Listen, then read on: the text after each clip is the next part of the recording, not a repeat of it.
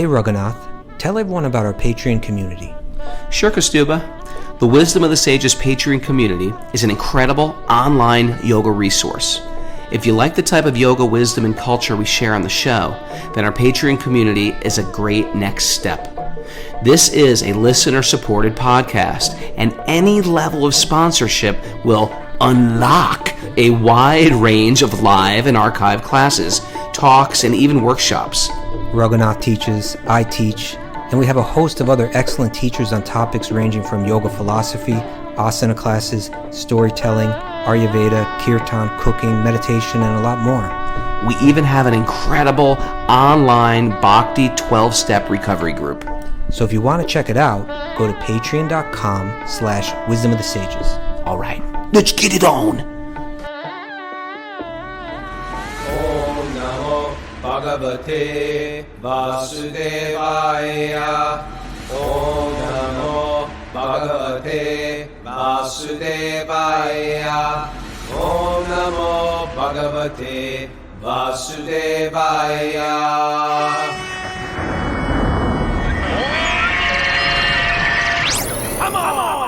Live from the beautiful Kathmandu Valley in Kathmandu, Nepal, this is Wisdom of the Sages, a daily yoga podcast with your host Raghunath and co-host and senior educator at the Bhakti Center in New York, Kaustubha Das. Welcome to the show. Welcome to Nepal, everybody. We're doing it. We're here live. I was going to say it's a good day, great day for a great day today, but you know what? We've already had a great day. It's already like almost 3 o'clock here. They have a very weird time zone. It's actually 2:45. You know, India's 10 and a half hours. As you go farther and farther north, because the longitude, is it the longitude or the latitude? It gets tighter and tighter. So it's harder to create actual differences in times. Isn't that interesting? Like if you're at the top of the pole, what's up with the time zone? What time is it? These are fascinating things. Anyway, we had a great day today. We went to what was the first temple we saw? Oh, Swayambhu. That's a famous Buddhist temple. Self-manifesting deity. It's so similar. The whole thing is similar to Hinduism. They've somehow merged here in Nepal. But then we went to the Buddh Nilkant. It's this giant Lord Vishnu laying down, and it's an ancient temple. And this is near Janakpur, right? This is where Sita was from, where King Janak had a kingdom. Didn't he have a kingdom up here? And then we went to the famous Pashupatinath. This is a really cool temple. Pashupatinath is Lord Shiva used to come, and he was enchanted by the forests. And he would be like, oh my God, this is like breathtaking here. I want to live here. So him and Parvati manifested their form as a deer, and they would live in the forest as deers. And all the gods were like, hey, come on, Shiva, you got to come back. And she was like, I don't want to come back. I really like it here. He's like, you really got to come back, Shiva. And so Shiva ended up coming back, but he says, listen, anyone who comes here and has darshan here, Pashupatinath, they will never have taken birth as an animal again. That was one of the benedictions. Was that your whole plan all along? Is that why you went there? Well, I probably will have to take a few animal births for my sinful activities in my previous life, within this life. You know, that's a good way to start the show, you know, like the idea of taking birth as an animal. Because if you talk to even like an American who believes in reincarnation, a lot of them will say they want to take birth as an animal. They think, I want to fly. I want to be a hawk, or I want to be a dove or something like that. But, you know, the idea is that animals have a lot of fear at all the time. If you ever seen like an animal eat, they're always like eating and looking over your shoulder, because at any minute, at a vulnerable, you know, Kaustubha, I subscribe to a lot of animal brutality websites, and I follow them on Instagram. Just like let's be clear, that's animals committing brutality to each other, not humans. Yeah, not people committing brutality. It's just like, but you know, I feel like it just keeps life real. Like as soon as something gets vulnerable, it gets killed. Like when they're giving birth or when they're eating. So the problem with why I don't want to take birth as an animal, and why the theory is that because it's riddled with fear at all times. You can't just eat. Imagine if you were eating lunch, we're all eating together. Oh, great, chapatis. I love chapatis. And then someone's trying to kill us while we're eating. That's like animal life. They're trying to kill you while you're eating, kill you while you're giving birth, kill you while you're drinking water. Good morning, everybody. So the idea is in human birth, we have an opportunity to question, why are we here? Why exist merely like animals where we eat and sleep and mate and defend? Shouldn't our consciousness be for something higher instead of refining those simple animal propensities? That's what we do, really, isn't it? We refine how we eat. We hire very expensive catering companies to feed us. We buy very, very nice beds, you know. But the idea is that you're just sleeping and eating. It's the same old thing. So, yeah, if you're new to Bhakti, that's the idea. We want to use this life for self-realization, not sense gratification. I'm going to try to touch on all the topics of our last week's show. And I'm here with the crew here. I'm here with our assistant, Janeshwar. Janeshwar, say hello. Hey, everybody knows Janeshwar. We got the King of Hearts here. We got a couple of walk on Wednesdays. We got Liam here, Dillinger Escape Plan. We got young boy Adam playing with Spears and Rocco. And we're here at the ISKCON temple in Kathmandu. We just had lunch at Govinda's because it's a Ekadasi here. And that's my story. All right. Should we have So the show welcome. now? Or you seem Let's have so the show. satisfied Let's have there. All right. That generally begins with Narayan Naraskritya Naram Chaiva Narotamam Devim Saraswatim Vyasam Tatujayam Mudiraye. Before reciting the Srimad Bhagavatam, which is our very means of conquest, one should offer respectful obeisances to the Supreme Lord Narayan, unto Narayan Rishi, the supermost human being, unto Mother Saraswati, the goddess of learning, and to Srila Vyasadeva, the author. Nasta Prayeshwa Badreshu Nityam Bhagavat Sevaya Bhagavati Uttama Shloke Bhaktir Bhavati Naishtaki. By regular attendance in classes on the Bhagavatam and by rendering service to the pure devotee, all that is troublesome to the heart will become eradicated, and loving service to the personality of Godhead, whose praise with transcendental songs will establish as an irrevocable fact. Om Jnana Timurandasya Jnananjana Salakaya Chaksurun Madatam Yena Tasmai Shri Gurave Namaha. I was born in the darkness of ignorance, but my spiritual masters, my gurus, have treated my blindness with the wisdom of their words. I offer my respectful obeisances unto them. We're polishing that. We're polishing that translation. Messing it up a little bit, okay. Yeah. So, where are we at? I'm doing this for my iPhone today, so I don't have a lot of info right about me. Okay.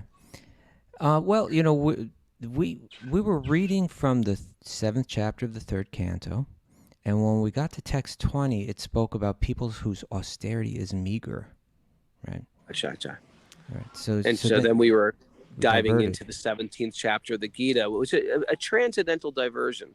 Yeah, a good diversion. Good diversions, yeah. Yes, so there we were hearing about the threefold austerity as described in the 17th chapter of the Bhagavad Gita, text 14 through 16, beginning with austerity of the body and then austerity of the speech. We've covered those two, but there's one last one we have to cover today, austerity of the mind. Austerity of the mind.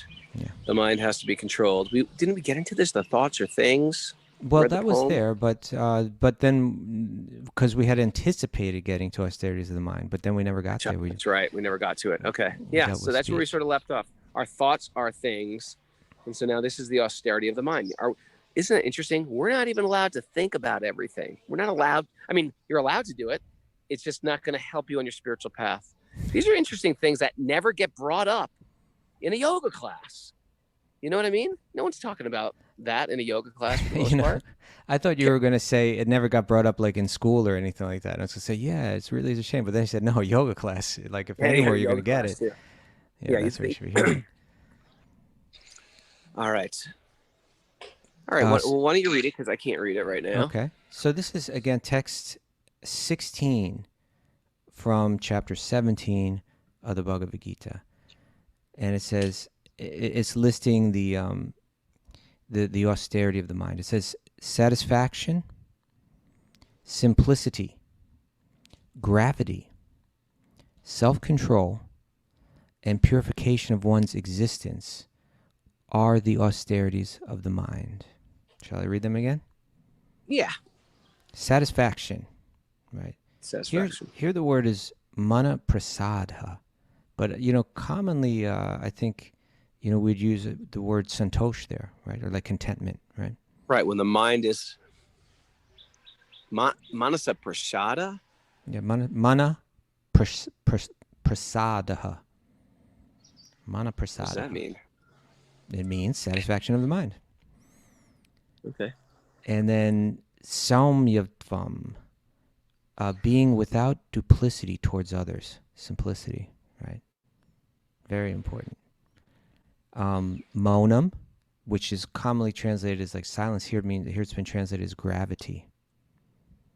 Right? Okay. Then atma vinigraha, self-control. Mm. And then it says bhava samsuddhihi, purification of one's existence. That these are the tapa manasam uchate. These are said to be the austerities of the mind. Well, I got a good one for gravity. Yeah. We were just at Pashupatinath. You know what it's famous for? They say that anyone who dies there gets mukti. So people come from all over to die. Is that it? Because Janeshwar, they just come over here they just come here to die when they're old or when they're dead? When they're dead, they bring the bodies here. So they're burning bodies. I saw 3 bodies burned today. Yeah, just like Varanasi. And I tell you, it's very, very sobering. Once you were alive and now you're dead. Same body, and now one is like on fire. It's a very, very, you get just like, it's like a very like sort of somber, grave mood to watch that. And everybody's sort of watching. You can like witness it. And it's right on the banks of this little river. And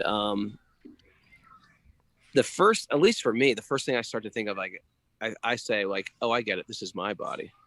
Like, that's me. People are going to be doing this for me. Hopefully, and then all the accoutrements of the body seem so silly. Oh, my sweater that I love. Oh, my hair that I've been combing, or my tattoo that I've got, my new tattoo. It's all just like burnt away in a moment.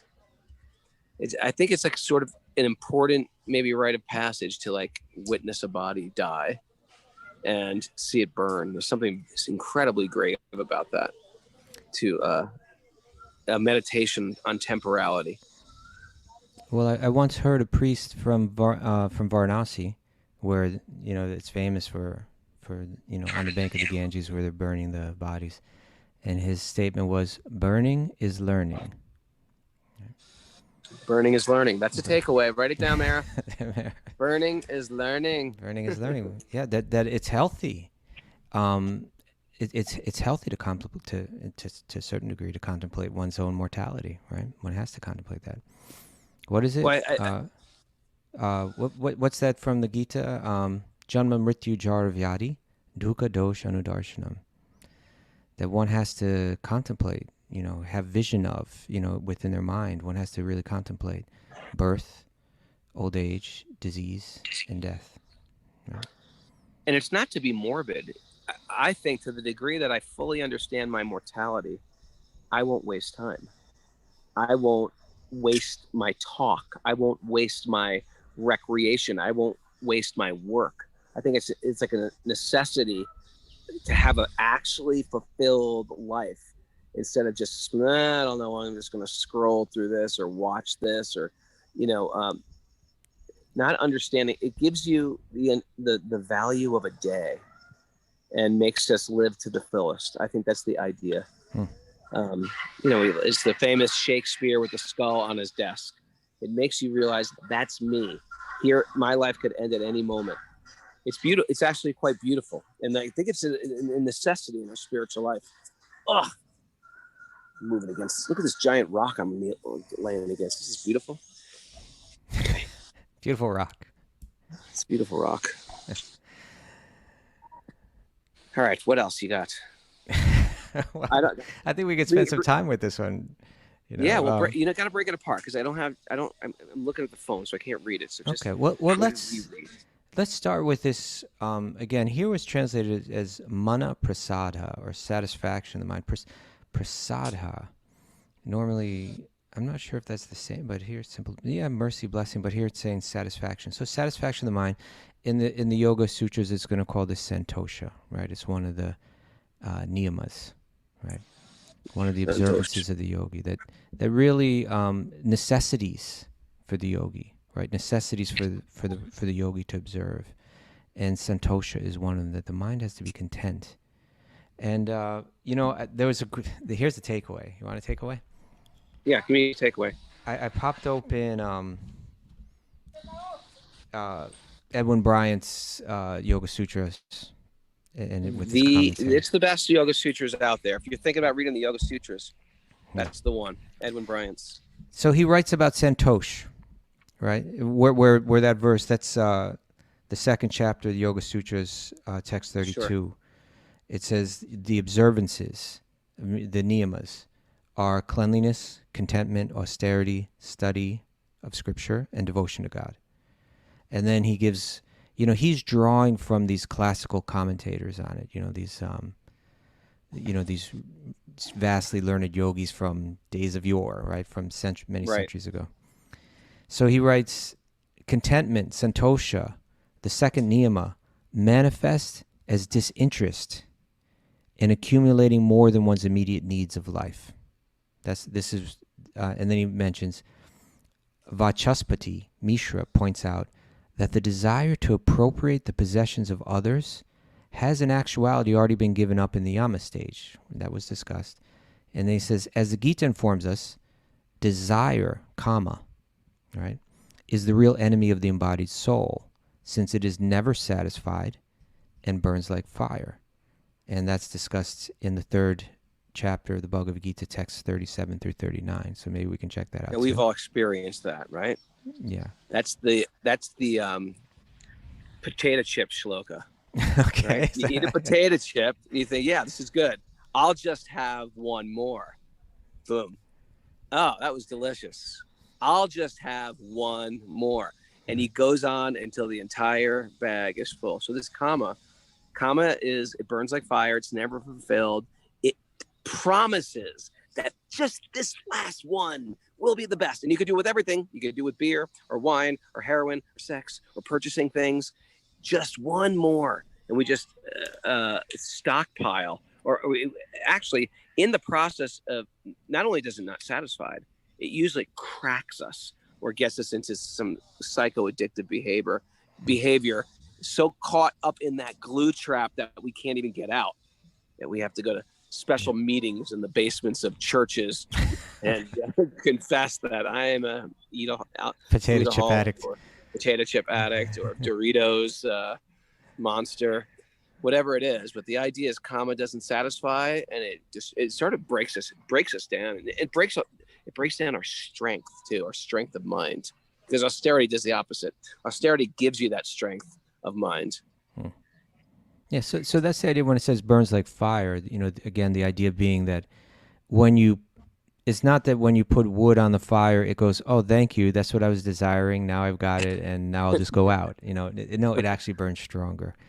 And so similarly, our desires, material desires, they're like a fire, and you give it what it wants, and it doesn't say thank you very much, I'm satisfied. It demands more. It always demands more. Another potato chip. You're eating that whole bag. You're not even enjoying it anymore. You're still stuffing. No, you enjoy it for the bite. For the bite, oh, it's good, that bite. And then once it goes down the throat, you're like, what have I done?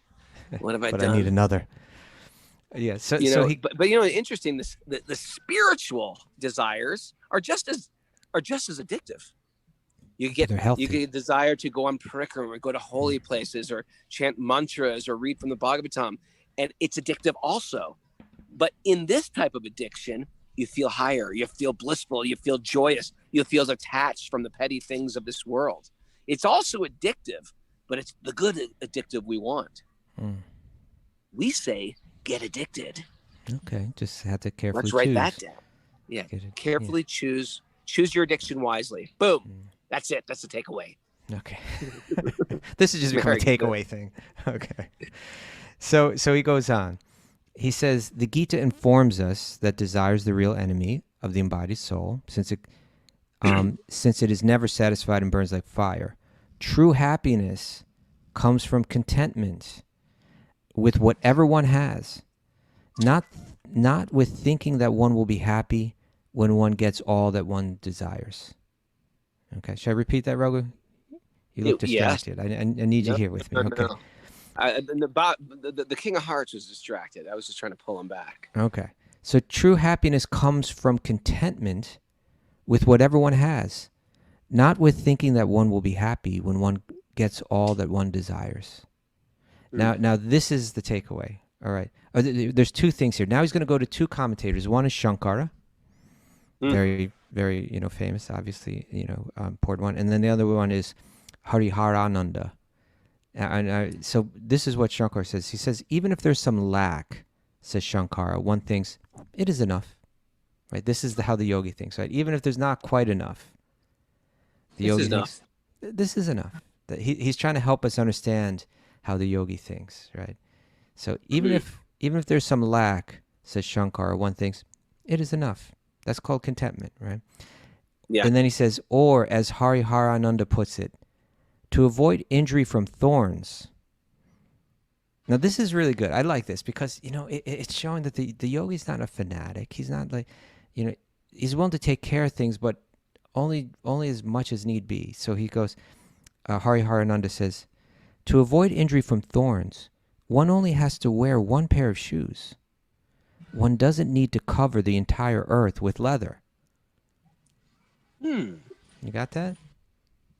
In other words, let's think about our lives and think about, like there are necessities in life. There are things that need to be taken care of. There are serious discomforts in life and so on. Well, let's take care of them, but let's take care of them simply. And let's not build our whole life, around these bodily needs or these bodily desires, right? So thorns, well, let me take care of that. I'll put one pair of shoes on, but I don't have to spend my whole life trying to cover the whole earth. It's impractical. Right, it's a waste of my energy. It's not a wise way of trying to deal with it, and it'll never work. Right. So the yogi figures away. Oh, let me take a little bit, put it on my feet, and I'm good to go. And so one thing I just love about the yoga tradition is that any spiritual or let's say religious tradition is going to put forward its rules, right? Like the rules that you got to live by. And here the Gita is calling these austerities of the body, mind, and words. And we're reading from the Yoga Sutras, which is giving us its yama and niyama, these different observances, different rules that one's following. But they're being presented to us it's not fear-based. It's not saying just do this because it's sinful not to do it, or vice versa. It's sinful to do this, so avoid it. Otherwise, you're doomed. You're going to go to hell, or you're going to experience some kind of horrible suffering. It's by nature evil. But what it's saying is we're trying to prepare ourselves to gain control of the mind. And if we can do that, there's something very special that is you that's underneath it all, right?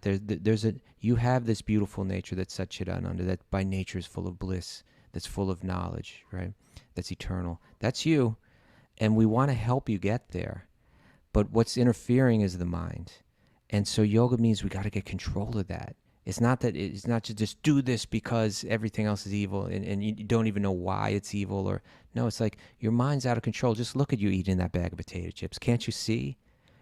Don't you see that your happiness isn't coming from that? You don't see it? That? We all do. Everybody sees it, right? Everybody sees you've got potato chips all over your shirt.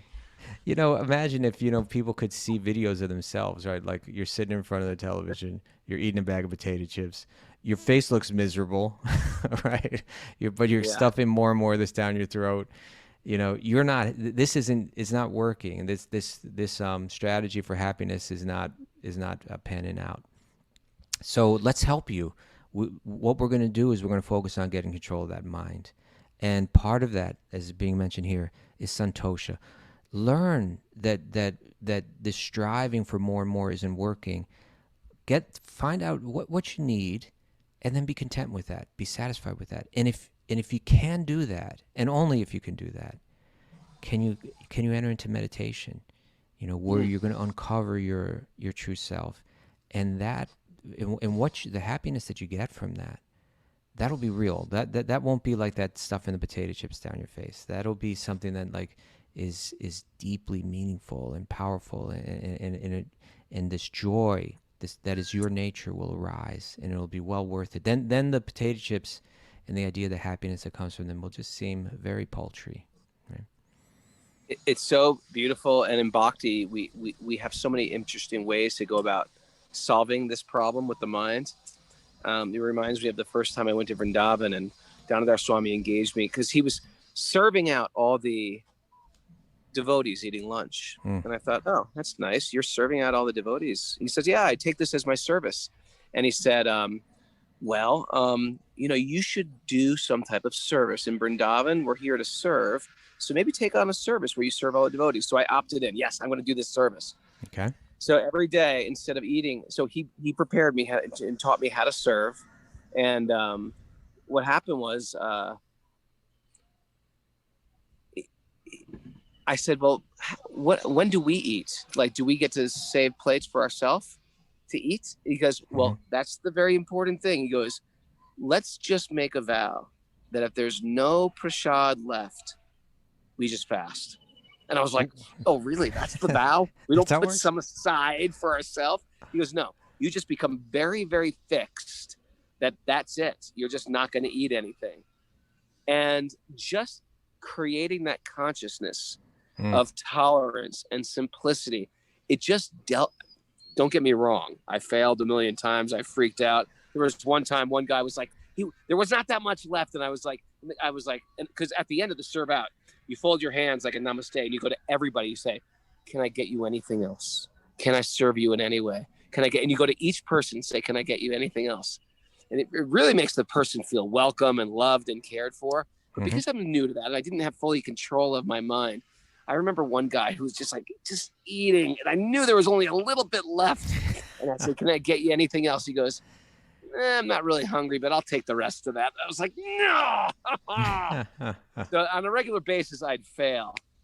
But the idea was that be detached and serve with love, and that's where you're actually going to get your pleasure from. And it's in that simplicity and in that tolerance that Santosh sort of arises. And it's not just being peaceful and tolerant for the sake of it. Just like I did it. I live in a tiny home now on someone's property. But it's the simplicity tied in with bhakti and seva that actually gives us the real joy, or that's the joy we're looking for. So that was sort of my fail, but it helped. Well, helped in the bigger picture. A couple things. First of all, I think that's just a brilliant way to train someone to practice Santosh, right? It's like, you're hungry, but you're saying, I'm going to perform an austerity, right? I'm going to serve these people, and I'm going to do it in a state of mind that's not clouded by my own desire. So I'm going to let go of my own desire. I'm not even going to think about eating this food myself. I'm just going to serve it just to please them. That's and I'll have faith, and this is important for Santosh, right? I'll have faith that God provides me everything that I need, right? What's interesting, because Krishna always provided. Usually, sometimes when I just saving nothing, there was like more. It's like, this is some extra stuff we got from the altar. Like extra stuff would come out, special goodies, special sweet balls, special drinks. But it's like, but then, and Krishna does that all the time. He makes you like, yeah, this does work. The formula works. Krishna does take care. And all of a sudden, he takes it all away. Like, no, there's nothing for you today. And you got to be like, okay, all right, that's the plan. And Krishna he's expert at like luring you in and seeing how sincere you are, and then taking it all away. And then I just feel like they're always like tests we're going to get when once we start getting good at something. Then Krishna says, you're good at that? You're really good at that? Try this one on. Well, but it's this kind of experiment though that we have to do. It's like Alex is putting up on the chat board here. He says, here's a takeaway: be detached and serve with love. And so you take two strategies and you put them next to each other, right? Like your state of mind while you're serving could have been, make sure I preserve some for myself, right? That Right. could have been one Right. strategy, right? Make sure I preserve some for myself. And then the other strategy is be detached and serve with love. And you look at those two next to each other and you see which one is the path to true happiness. And you have to experiment with them both to find out, right? But that the yogi will find. Now, this is the other thing I want to mention about this story, Raghunath, is that I caught you again thinking like Srila Prabhupada. What? Yeah, I'm serious, because this again. I'm going to read the verse. I'm going to read the verse, and then I'm going to read the commentary. Okay. Okay, go. So again, satisfaction, or santosha, we could say, simplicity, gravity, self-control, and purification of one's existence are the austerities of the mind. Well, now we see here, it didn't say mona vrata, like being silent forever.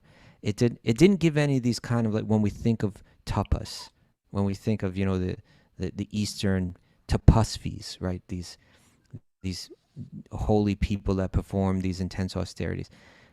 It didn't list that kind of thing. Now this is where Prabhupada comes forward with his understanding, his presentation of what it means to practice austerity of the mind. He says to make the mind austere is to detach it from sense gratification. Okay, but how do I do that? It should be so trained. And now here's how you do it, right? Here's this clue, how to clue in. It should be so trained, our mind should be so trained that it can be always thinking of doing good for others. Right? Doing good for others. So like you're serving out and you're thinking, you're not thinking about myself, like how much am I going to get? How much do I need to save for myself? In order to really train your mind to think of that, you're given the instruction, don't even worry about eating yourself at the end. Just let that thought completely escape your mind.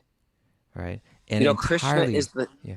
Go ahead. I was going to say, and entirely focus the mind, right? 100% on doing good for others. And let that be your austerity of mind.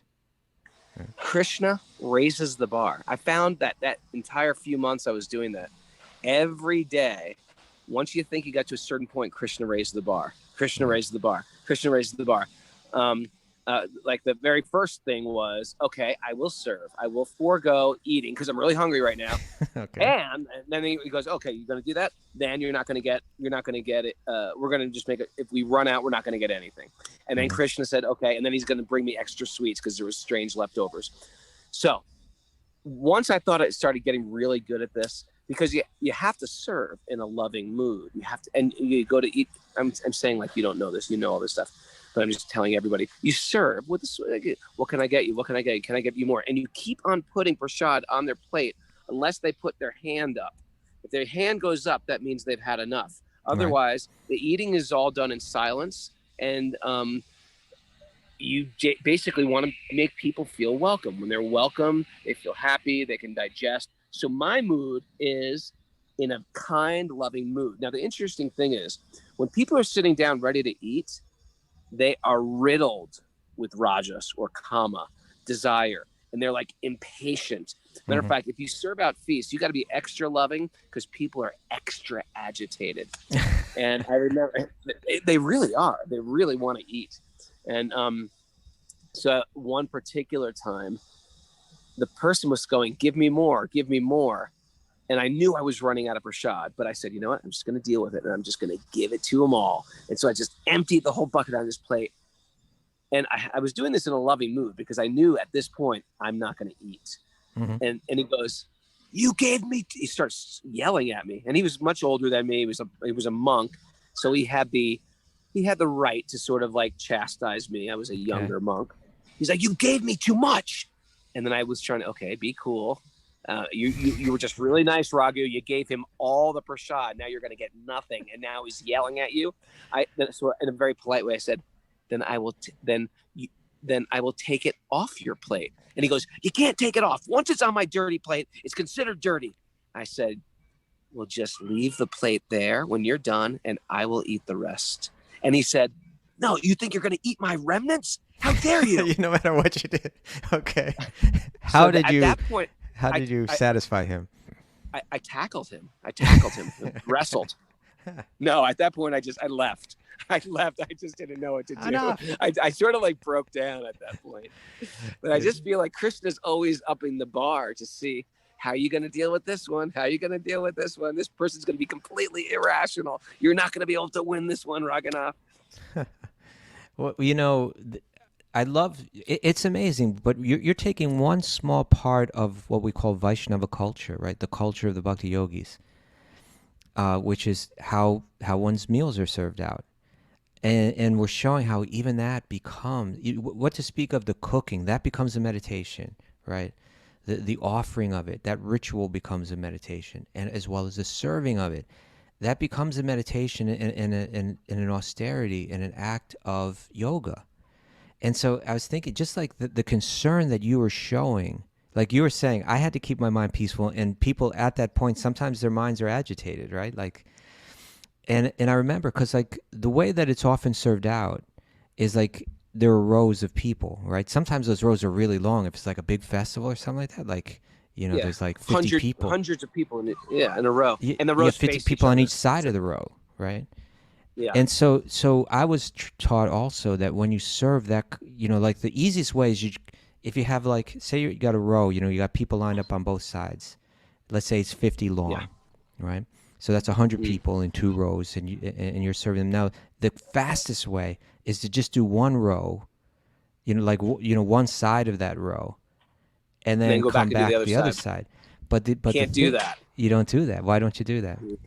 Because the other side will become envious that you have food. They'll be looking across and seeing your plate. So you have to go back and forth and back and forth and back and forth and back and forth. Because the person sitting at one end is saying like, oh my God, it's going to be forever. I'm watching these people get served down. It's going to be forever and just creates a little anxiety, a little disturbance in the mind. So you go back and forth, so that as you're going, that's not happening. So there's so much thought and so much concern put into it. Now, this is a great commentary here. I'm going to read what I read again and keep going with this. He says, Prabhupada says, to make the mind austere is to detach it from sense gratification. It should be so trained that it can be always thinking of doing good for others. Okay, that's how the yogi's thinking. How can I always be doing good for others? He says, the best training for the mind is gravity in thought. One should not deviate from Krishna consciousness, but must always avoid sense gratification. And by the way, that doesn't mean you don't have a happy life, but it means that that's not my goal. It comes of its own accord, but that's not my strategy for happiness, to satisfy my senses. Sure. And we know that because sometimes we plan for happiness and we're miserable. And sometimes we don't plan for happiness and things turn out great. Like, hey, come on, we're going to have a party. And the party ends up stinking. Or we end up saying, I was going to do all these exciting things. I stayed home and I had a great time anyway. So the idea is that happiness is coming to us in the same way distress is going to come to us. You don't even have to make a special endeavor to be happy. It'll just work out that way. And then not only that, but the counterintuitive idea that's going to be presented now is that even the strategy to find that happiness causes dissatisfaction or unhappiness. I've definitely found that in my life. Okay. My desire to create a happy situation causes so much distress. Right. So here's what he says. He says, to purify one's nature is to become Krishna conscious. Satisfaction of the mind can be obtained only by taking the mind away from thoughts of sense enjoyment. Now let's read that again. This is the satisfaction, this contentment, this santosha, that is the mindset of the yogi, right? Satisfaction of the mind can be obtained only by taking the mind away from thoughts of sense enjoyment. Now that's a takeaway. The more we think of sense enjoyment, the more the mind becomes dissatisfied. Okay, I'm going to share something very vulnerable here. Okay. How the vulnerable? Most difficult thing, I can't speak for women because I'm not a woman, but the difficult thing for a man to control when they become a monk is... There's a desire for sex, you're saying? I assume that's where you're going with this. maybe that was for you. I was going to say going to bed early, but I'm just joking. Yeah, desire for sex, and it comes. It's in the mind on a regular basis. I think it was Freud said something like every 3 seconds or every 5 seconds, but it's one of these things that you have to actively. Because once you realize, like, oh, I'm quote fasting from this. I'm fasting from sex. for my sex life as a monk, then you start to notice how far your mind goes there, and you start to figure out, how do I control it? How do I replace it? And I can honestly say it took me a long time of being a monk that when my head hit the pillow at night, I wouldn't have a sexual thought. But after a while, it gets replaced with transcendental thoughts. Raghunath, you are thinking like Srila Prabhupada. You did it again. What? You did it again. I swear to God, I didn't read the purport, I swear. I know you didn't. But you spent years contemplating this, so it's like it's natural for you. Okay, hang on, right? We're going to, right where you just went, that's where we're going to go. But by saying it gets replaced, right? It gets replaced. Yeah. So, okay, so let's read this again. He says, satisfaction, this is again counterintuitive, but like so important if we want to be happy in life. Satisfaction of the mind can be obtained only by taking the mind away from thoughts of sense enjoyment. The more we think of sense enjoyment, the more the mind becomes dissatisfied. In the present age, now we're getting into dented can territory here, right? In the present age, we unnecessarily engage the mind in so many different ways for sense gratification. And so there is no possibility of the mind's becoming satisfied, right? All this crazy stuff that we've created to be happy is diametrically opposed to us finding satisfaction in life. So then here's the okay, what do you do? What's the course of action here to what's the cure for this? The best course is to divert the mind to the Vedic literature, which is full of satisfying stories, as in the Puranas and the Mahabharata. One can take advantage of this knowledge and thus become purified. Right? So like you're saying, it becomes replaced, right?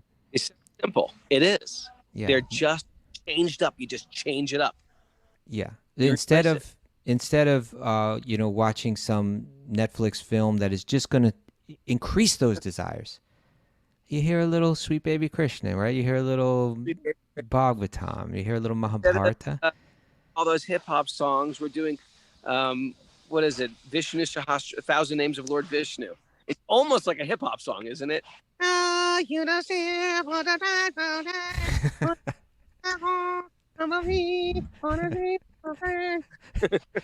Suddenly you got a crowd of Nepali pilgrims surrounding you, like wanting to hear it.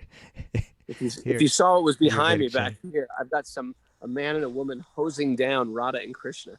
Can you see that? It's Abhishek. Can't see it. Okay. It's big. So Indians love dioramas. They do. It's like, to us they seem love like dioramas. We need like a video screen. They're fascinated by them. Yeah. Okay. So he goes on. He says the best course is to divert the mind to the Vedic literature, which is full of satisfying stories. Let the mind be satisfied with that, as in the Puranas and the Mahabharata. One can take advantage of this knowledge and thus become purified. The mind should be devoid of duplicity. One of the things mentioned here was simplicity, right? The mind should be devoid of duplicity. Now, this is important, right? How I live, how I behave, how I treat others, how I present myself. Am I two-faced or am I straightforward? That's essential for the yogi as well. So he says, the mind should be devoid of duplicity. And again, how does one do that? And one should think of the welfare of all, right? By engaging my mind not so much in like, how do I adjust things for my benefit? Sometimes I need to be a little dishonest for that. Sometimes I'm presenting myself one way, but really I got another strategy going on in the background. The yogi lets all that go because they're thinking of the welfare of others, and through that they find happiness. So, again, the mind should be devoid of duplicity, and one should think of the welfare of all. And then silence, mona. Silence means that one is always thinking of self-realization. The person in Krishna consciousness observes perfect silence in this sense. Control of the mind means detaching the mind from the sense enjoyment. One should be straightforward in their dealings and thereby purify their existence. All these qualities together constitute austerity and mental activities. I mean, we know that you can be silent, like not speaking, but still have a lot of crazy stuff going on in the mind. Perverse thoughts, twisted thoughts, angry thoughts, cruel thoughts, thoughts of revenge.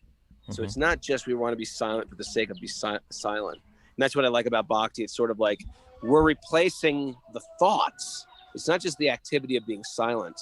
And we're not getting rid of speech. We're replacing the speech with uplifting, positive, truthful appreciation and glorification of God.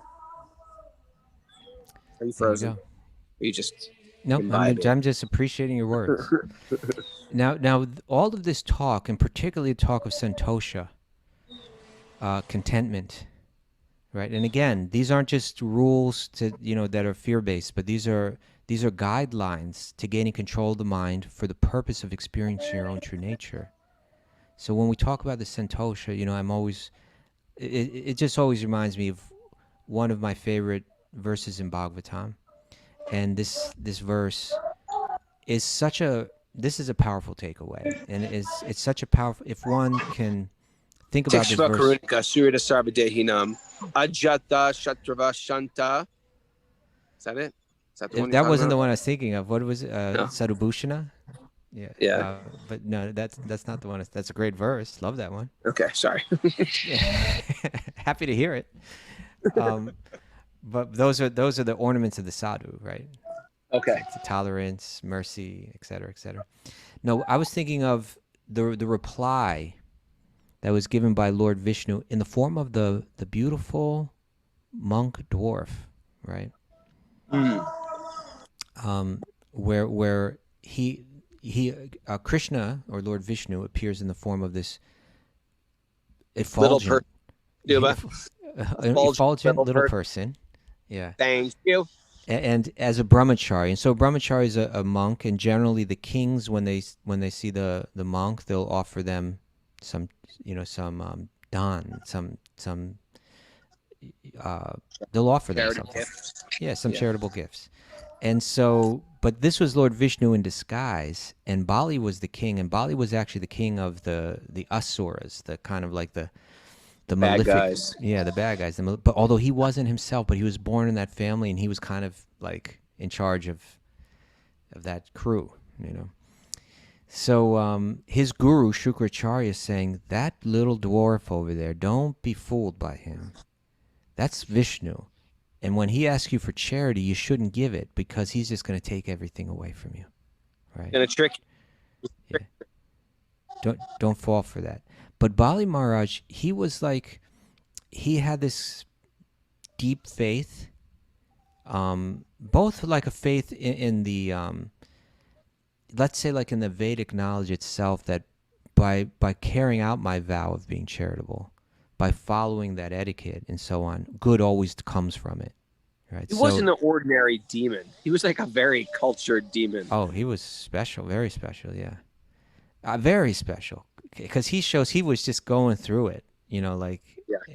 And he still kept his mind peaceful. So he decides to, and this becomes like an important point in the Bhagavatam, because it shows that when the guru goes off course, the disciple should reject the guru, right? When the guru is instructing you in ways that are taking you away from bhakti, well, then that guru needs to be disregarded. So he disregarded the advice of his guru, and he said to Lord Vishnu, ask me for whatever you want, and I'll give it to you. So you have a little dwarf, he's got small steps, right? And all he asked for is, he says, all I ask you for is 3 steps of land. Just 3 little steps. 3 little steps. He could have asked for anything, and that's what. And Bali Maharaj was in charge of the entire upper, middle, and lower planetary systems. Exactly. He's like, you're naive. I can give you whatever you want. I can give you a planet. Wouldn't you like your own little planet? I give you a little one. I give you a big one for little people. I give you a big one, a little one, whatever you like. You're little. You don't need a big one, but I could give you a big one too. Right. And it always seemed to me that part of the charm of this story too was that the fact that he was a dwarf meant that when he asked for 3 steps, even his steps aren't even like normal. They're not even steps. big. They're not. Yeah. Right. So he says, I always got stuck with this story. Like, what would I do with my own planet? I can understand if, like, yeah, I got a big house, a planet. It's my planet. Come over to my. It'd be hard to get people to come over and visit. Come over. I got a really cool Grand Canyon on my planet. You're gonna love it. I'm busy. I can't come over. It's too far. It's too far, man. But generally, when you got your own planet, you got like the vehicles that I guess you got like the shuttles to get people there. Okay. So Right. so Bali Maharaj says, why are you asking for so little? This isn't a very wise way to go. I could give you so much more. You're asking for just 3 steps of land. Now, this is the instruction. This is the takeaway. This is something that you can tattoo, right? This is something that, but really, in all seriousness, by thinking deeply about this verse, it can be a game changer in life. And so and I'll just say this now. You just said upper, lower, and middle planetary systems, right? And so the 3 worlds are going to be mentioned in this, and that's what it's referring to, that within this universe in the Vedic cosmology, it says there's the upper, lower, and middle planetary systems. So, hey, careful there with those secret munches. And and so I'll reveal the what's that? Everybody knows that mantra. I know that one's not so secret. So, but he's going to mention the 3 worlds, but that's what he's referring to when he says this. So this was the reply of Trivikrama, right, of Lord Vishnu, to that statement. I could give you anything, ask for more. He says, my dear king, even the entirety of whatever there may be within the 3 worlds to satisfy one's senses cannot satisfy a person whose senses are uncontrolled. Right. All that there is in the universe. Say it again. Yeah. The entirety of whatever there may be within the 3 worlds to satisfy one's senses cannot satisfy a person whose senses are uncontrolled.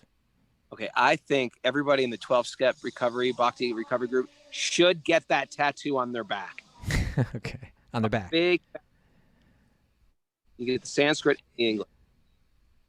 Yeah, so, but this is to just help us meditate on this. Think about it. Understand, all that there is within this world to satisfy my senses is not enough to satisfy me if my senses are uncontrolled. If my senses are controlled, I can be satisfied so simply. And this goes back to your serving out the food story, Raghunath, because I've also been in situations like that. And sometimes you serve out.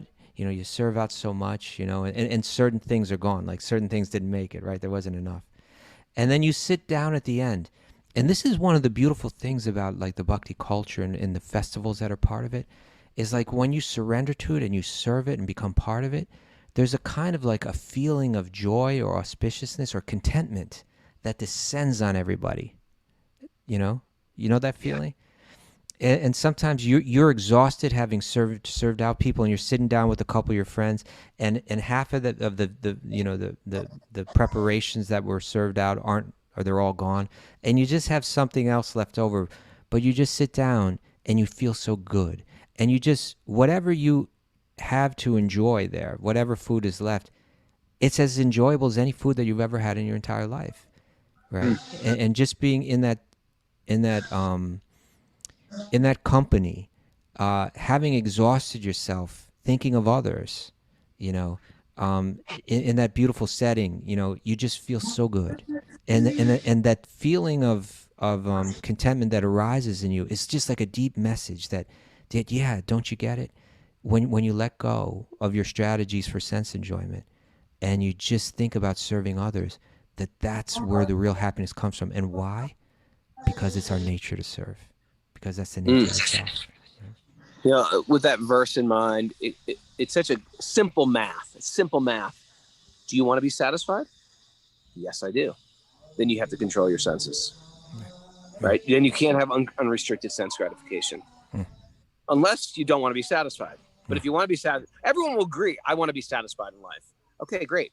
Then it's just so true in everything. Even in the thing of acquiring things or purchasing things or collecting stuff, it's never gonna end. There's always more, whether it's a record collector, a real estate collector, a motorcycle collector. It never ends.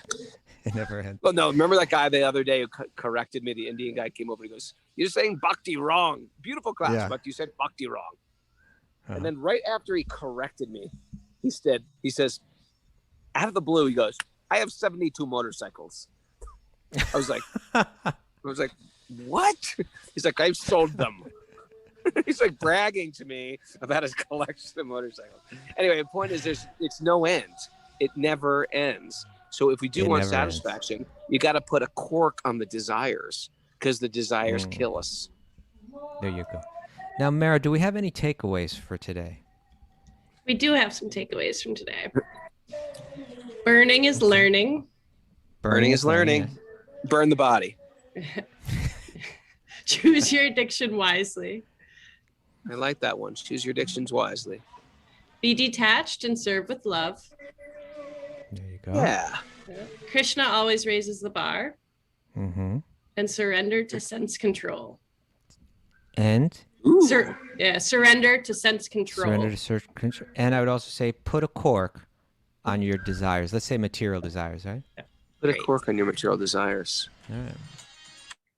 So this is I forgot to say, Pashupatinath, where we were today, that was the place where Radhanath Swami pretended he was a Mona Baba and did not speak. Yep. And he smeared himself with ashes so he could have darshan. Like the very prologue or beginning of the book. Thanks, everybody, for joining us live in Nepal. I'm here with the posse today. Say hi, everybody. Thanks for inviting us here, and I'm glad we could do this. I don't know if you can hear the beautiful chanting in the background. Someone's screaming their head off. Can you hear that?